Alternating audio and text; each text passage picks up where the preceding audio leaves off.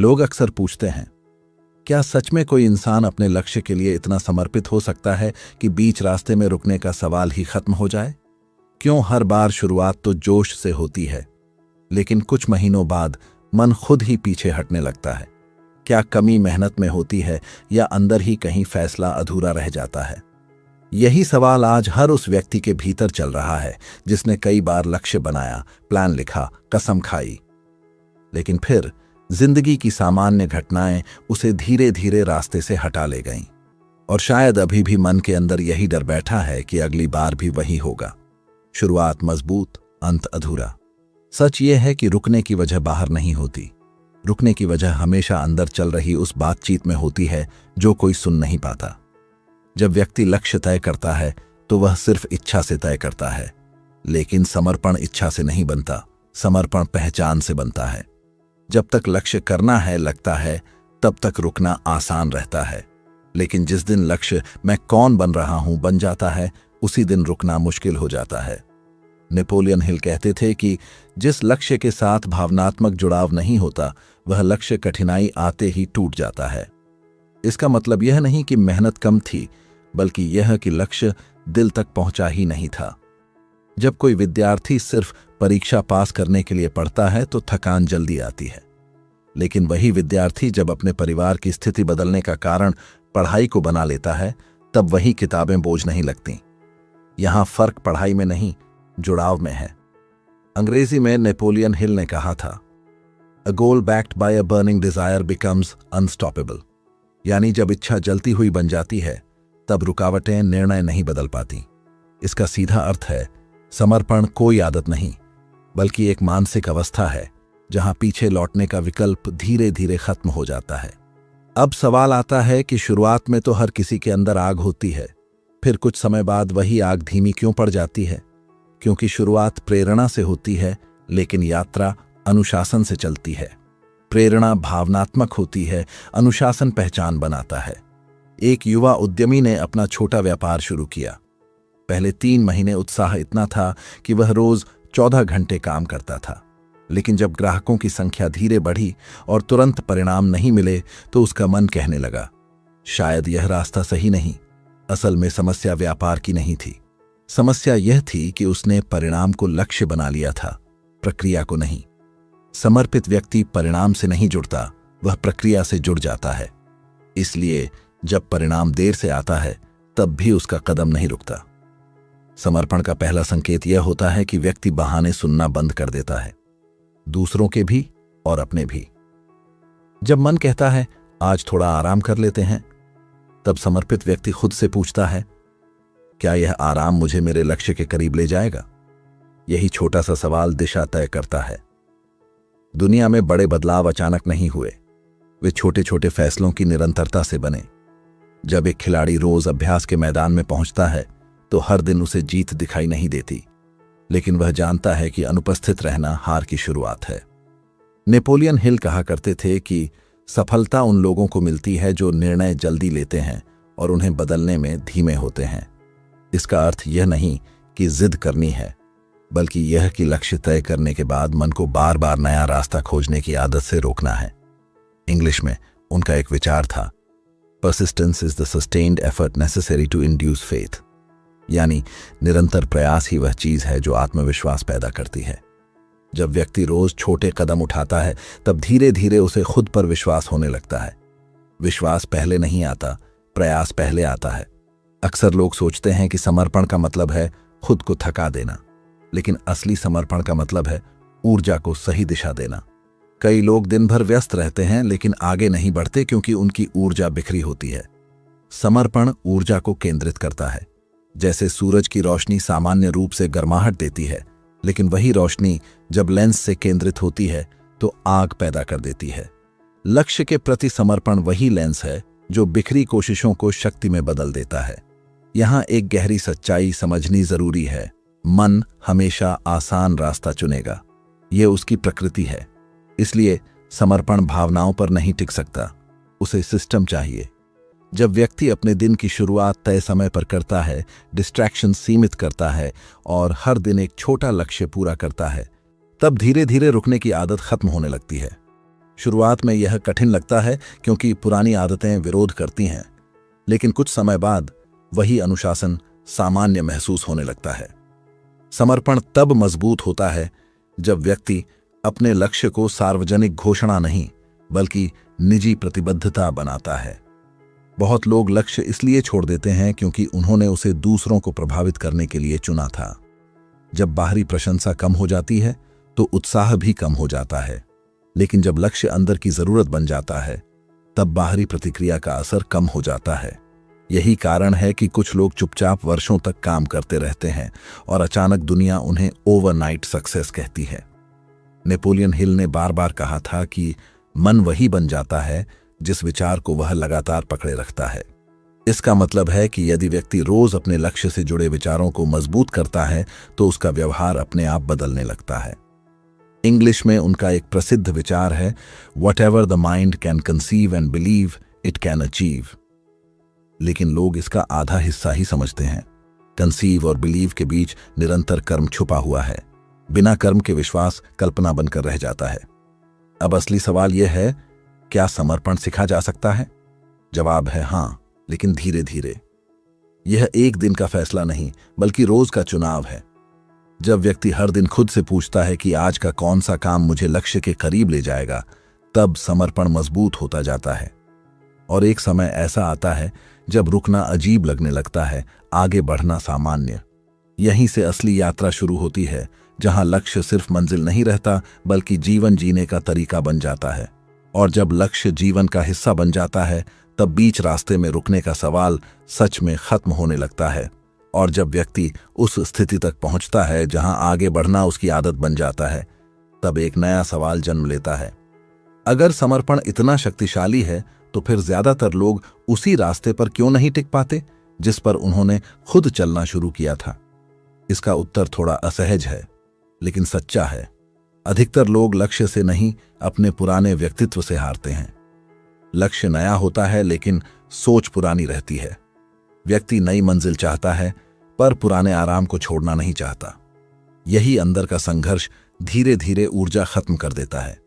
जब कोई इंसान खुद को पूरी तरह समर्पित करने की बात करता है तो असल में वह अपने पुराने संस्करण को पीछे छोड़ने की बात कर रहा होता है। और मन को सबसे ज्यादा डर बदलाव से ही लगता है। इसलिए शुरुआत के दिनों में सब आसान लगता है क्योंकि बदलाव अभी सतह पर होता है। लेकिन जैसे ही लक्ष्य गहराई मांगता है, नई आदतें, नई सोच, नए निर्णय, मन विरोध शुरू कर देता है।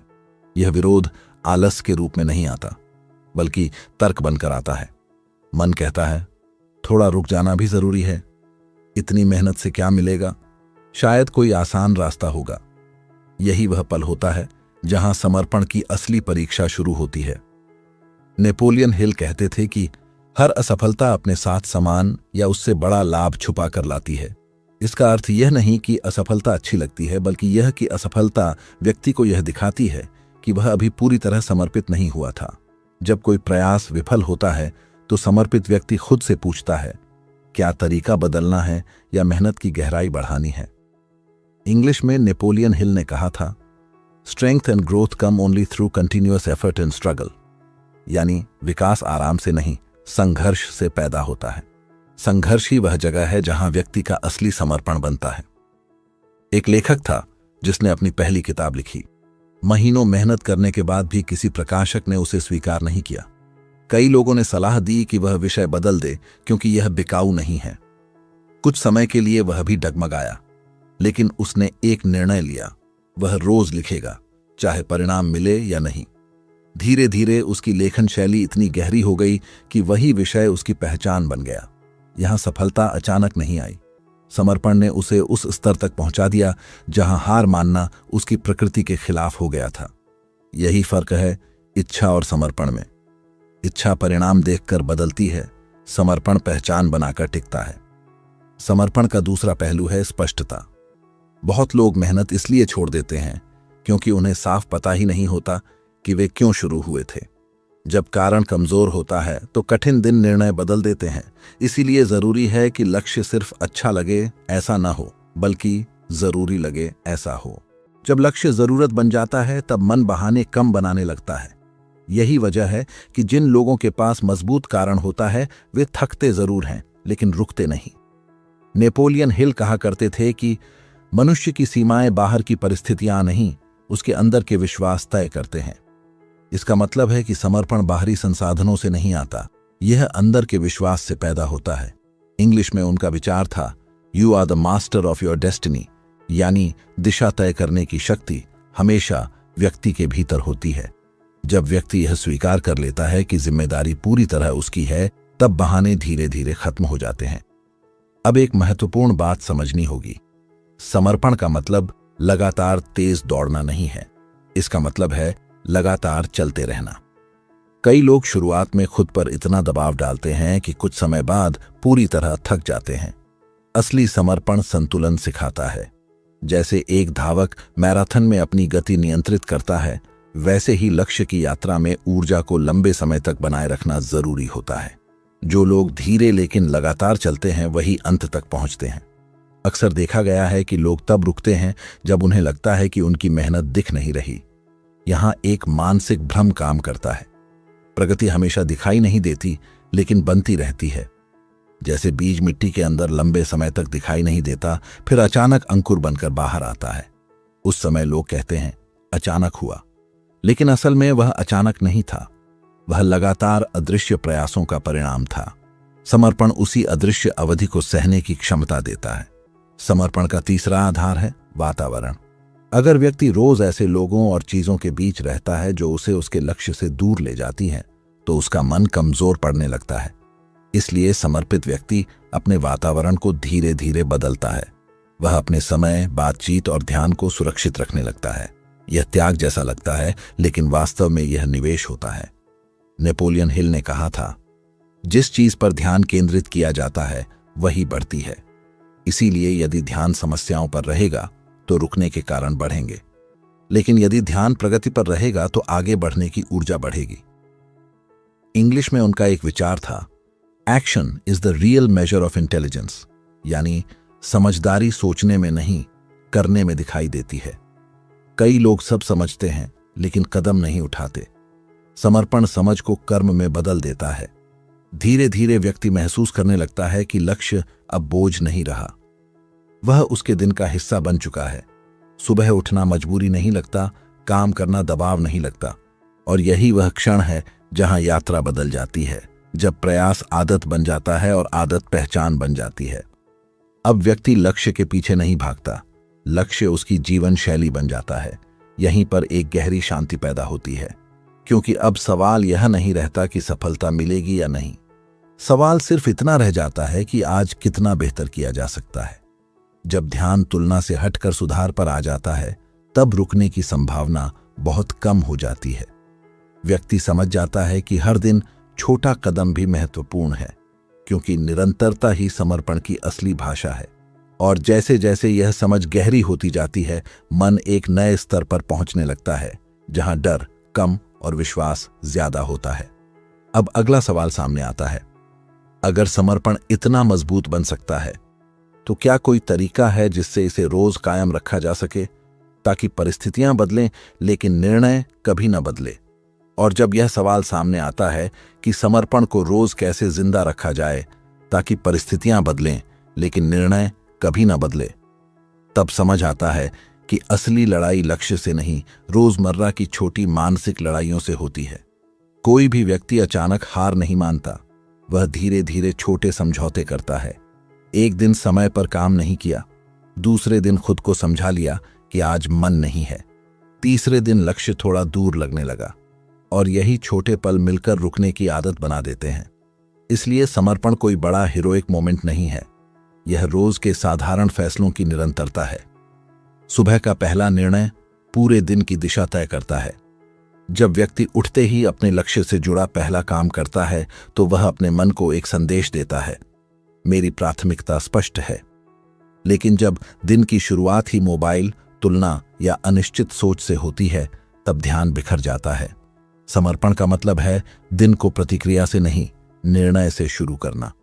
यही कारण है कि जो लोग अपने लक्ष्य के प्रति पूरी तरह झोंक देते हैं, उनके दिन में क्लैरिटी दिखाई देती है। वे हर काम नहीं करते, वे वही करते हैं जो जरूरी है। नेपोलियन हिल कहते थे कि अनुशासन वह पुल है जो लक्ष्य और उपलब्धि को जोड़ता है। इसका अर्थ यह है कि लक्ष्य देखना आसान है, लेकिन वहां तक पहुंचने का रास्ता अनुशासन से ही बनता है। इंग्लिश में उन्होंने कहा था, self discipline begins with the mastery of thoughts, यानी असली अनुशासन बाहरी नहीं, मानसिक होता है। जब व्यक्ति अपने विचारों को दिशा देना सीख लेता है, तब उसका व्यवहार अपने आप बदलने लगता है। इसका सीधा मतलब है, समर्पण पहले सोच में पैदा होता है, फिर कर्म में दिखाई देता है। एक संगीत साधक की कहानी इस बात को समझाती है। उसने वर्षों तक रोज रियाज किया, बिना किसी बड़े मंच या पहचान के। कई बार उसे लगा कि शायद यह प्रयास व्यर्थ है, क्योंकि आसपास के लोग जल्दी प्रसिद्ध हो रहे थे। लेकिन उसने एक नियम बनाया, चाहे मन कैसा भी हो, अभ्यास नहीं रुकेगा।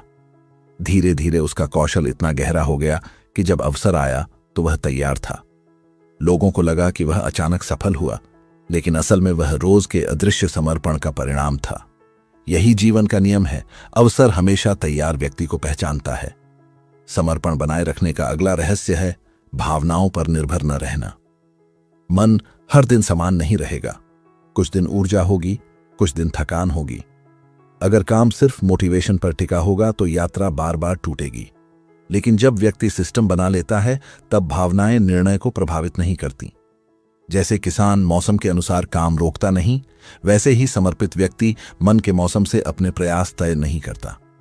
नेपोलियन हिल कहा करते थे कि धैर्य और दृढ़ता सफलता की आत्मा है। इसका मतलब यह नहीं कि जल्दी परिणाम नहीं मिलेंगे, बल्कि यह कि परिणाम की गति को स्वीकार करना जरूरी है। इंग्लिश में उनका विचार था, patience, persistence and perspiration make an unbeatable combination for success, यानी धैर्य, निरंतरता और मेहनत, ये तीनों मिलकर ही अजेय शक्ति बनाते हैं। जब व्यक्ति सिर्फ मेहनत करता है लेकिन धैर्य नहीं रखता, तो वह बीच रास्ते में थक जाता है, और जब धैर्य होता है लेकिन प्रयास नहीं, तो प्रगति रुक जाती है। समर्पण इन दोनों को संतुलित करता है। अब एक गहरी बात समझना जरूरी है। समर्पण तब मजबूत होता है जब व्यक्ति अपनी पहचान बदल देता है। अगर कोई खुद को कोशिश करने वाला मानता है तो वह कभी कभी रुक जाएगा, लेकिन जब वह खुद को निरंतर आगे बढ़ने वाला मानने लगता है, तब उसका व्यवहार उसी पहचान के अनुसार ढलने लगता है। पहचान बदलना धीरे धीरे होता है, लेकिन इसका असर स्थायी होता है। कई लोग लक्ष्य इसलिए छोड़ देते हैं क्योंकि वे तुलना करने लगते हैं। दूसरों की गति देखकर उन्हें लगता है कि वे पीछे हैं, लेकिन तुलना समर्पण को कमजोर करती है, क्योंकि ध्यान यात्रा से हटकर परिणाम पर चला जाता है। जब व्यक्ति सिर्फ अपने कल से बेहतर बनने पर ध्यान देता है, तब मन शांत रहता है। यही शांति लंबी यात्रा के लिए जरूरी होती है। नेपोलियन हिल ने बार बार कहा था कि जिस पर विश्वास किया जाता है वही वास्तविकता बनने लगता है। इसका मतलब है कि यदि व्यक्ति खुद को बार बार असफल मानता है, तो उसका व्यवहार भी वैसा ही हो जाता है। इंग्लिश में उन्होंने कहा था, फेथ रिमूव्स लिमिटेशंस, यानी विश्वास सीमाओं को धीरे धीरे खत्म कर देता है। विश्वास कोई जादू नहीं, बल्कि लगातार किए गए छोटे सफल प्रयासों से पैदा होता है। जब व्यक्ति रोज एक छोटा वादा खुद से निभाता है, तो उसका आत्मविश्वास मजबूत होता जाता है। समर्पण को बनाए रखने का एक और तरीका है प्रगति को महसूस करना सीखना। अक्सर लोग बड़ी उपलब्धि का इंतजार करते रहते हैं और छोटे सुधारों को नजरअंदाज कर देते हैं, लेकिन असली बदलाव छोटे सुधारों से ही बनता है। जब व्यक्ति हर दिन के अंत में यह देखता है कि आज क्या बेहतर हुआ, तो उसका मन आगे बढ़ने के लिए प्रेरित रहता है। यह प्रेरणा बाहर से नहीं आती, यह खुद की प्रगति देखकर पैदा होती है। धीरे धीरे व्यक्ति समझने लगता है कि लक्ष्य तक पहुंचने का रास्ता सीधा नहीं होगा। कभी गति तेज होगी, कभी धीमी, लेकिन अब फर्क यह है कि गति चाहे जैसी हो, दिशा नहीं बदलती। यही समर्पण का असली संकेत है। परिस्थिति बदलती है, लेकिन निर्णय स्थिर रहता है। और एक समय ऐसा आता है जब व्यक्ति को महसूस होता है कि वह पहले जैसा नहीं रहा। अब काम टालना मुश्किल लगता है, अधूरा छोड़ना अजीब लगता है, क्योंकि समर्पण अब प्रयास नहीं, स्वभाव बन चुका होता है। यही वह अवस्था है जहां लोग कहते हैं, अब रुकने का सवाल ही नहीं उठता। लेकिन यहां पहुंचने के बाद भी यात्रा खत्म नहीं होती, बल्कि एक नया चरण शुरू होता है, जहां समर्पण सिर्फ लक्ष्य पाने के लिए नहीं, बल्कि खुद को लगातार बेहतर बनाने के लिए जिया जाता है। और अब सबसे महत्वपूर्ण सवाल सामने खड़ा होता है। जब समर्पण स्वभाव बन जाए, तब उस ऊर्जा को सही दिशा में कैसे इस्तेमाल किया जाए ताकि सफलता सिर्फ हासिल न हो बल्कि स्थायी बन जाए। और जब यह समझ आ जाती है कि समर्पण अब केवल प्रयास नहीं बल्कि स्वभाव बन चुका है, तब सबसे गहरा प्रश्न सामने आता है। अगर अब रुकना मुश्किल हो गया है, तो इस निरंतर ऊर्जा को किस दिशा में लगाया जाए ताकि सफलता सिर्फ एक उपलब्धि न रहे बल्कि जीवन की स्थायी अवस्था बन जाए। क्योंकि कई लोग यहां आकर भी भटक जाते हैं। उन्होंने मेहनत करना सीख लिया होता है, लेकिन यह नहीं समझ पाते कि मेहनत का अंतिम उद्देश्य क्या है। लक्ष्य तक पहुंचना अंत नहीं होता। असली चुनौती है उस स्तर पर खुद को स्थिर रखना। जब व्यक्ति पूरी तरह समर्पित होकर आगे बढ़ता है, तो धीरे धीरे उसे परिणाम मिलने शुरू होते हैं। सम्मान मिलता है, अवसर बढ़ते हैं, आत्मविश्वास मजबूत होता है। लेकिन यहीं एक नया खतरा जन्म लेता है, संतुष्टि का भ्रम। मन कहने लगता है अब काफी है, और यही वह पल है जहां कई यात्राएं धीमी पड़ जाती हैं। समर्पण का असली अर्थ सिर्फ लक्ष्य तक पहुंचना नहीं बल्कि खुद को लगातार विकसित करते रहना है। जो व्यक्ति सीखना बंद कर देता है, उसका विकास रुक जाता है, चाहे उसने कितनी भी सफलता हासिल कर ली हो। नेपोलियन हिल कहते थे कि सफलता एक यात्रा है, कोई अंतिम मंजिल नहीं। इसका मतलब यह है कि उपलब्धि केवल संकेत है कि दिशा सही है, रुकने का कारण नहीं। इंग्लिश में उन्होंने कहा था, the starting point of all achievement is desire. लेकिन यहां एक गहरी बात छुपी है। शुरुआत इच्छा से होती है, पर निरंतरता उद्देश्य से चलती है। जब उद्देश्य बड़ा होता है, तब व्यक्ति सफलता मिलने के बाद भी काम करना नहीं छोड़ता, क्योंकि अब उसका काम सिर्फ खुद के लिए नहीं रहता। एक शिक्षक का उदाहरण इसे स्पष्ट करता है। उसने वर्षों तक मेहनत करके अपने क्षेत्र में पहचान बनाई। जब लोग उससे पूछते कि अब आराम क्यों नहीं करते, तो वह मुस्कुराकर कहता, अब यह काम मेरी जरूरत नहीं, मेरी जिम्मेदारी बन गया है। यही समर्पण का उच्च स्तर है। जब लक्ष्य व्यक्तिगत लाभ से आगे बढ़कर योगदान बन जाता है, तब ऊर्जा कभी खत्म नहीं होती। व्यक्ति थकता है, लेकिन रुकना नहीं चाहता। समर्पण को स्थायी बनाने का अगला रहस्य है विनम्रता। जब व्यक्ति यह मान लेता है कि उसे सब आ गया है, उसी दिन उसका विकास धीमा होने लगता है। लेकिन जो व्यक्ति हर अनुभव से सीखने की मानसिकता रखता है, वह लगातार आगे बढ़ता रहता है। विनम्रता व्यक्ति को खुला रखती है, और खुला मन ही नए अवसर देख पाता है। नेपोलियन हिल कहा करते थे कि ज्ञान तभी शक्ति बनता है जब उसे कार्य में बदला जाए। इसका अर्थ है कि सीखना पर्याप्त नहीं, उसे जीवन में लागू करना जरूरी है। इंग्लिश में उनका विचार था, great achievement is usually born of great sacrifice. यानी बड़ी उपलब्धियां हमेशा किसी न किसी त्याग से पैदा होती हैं।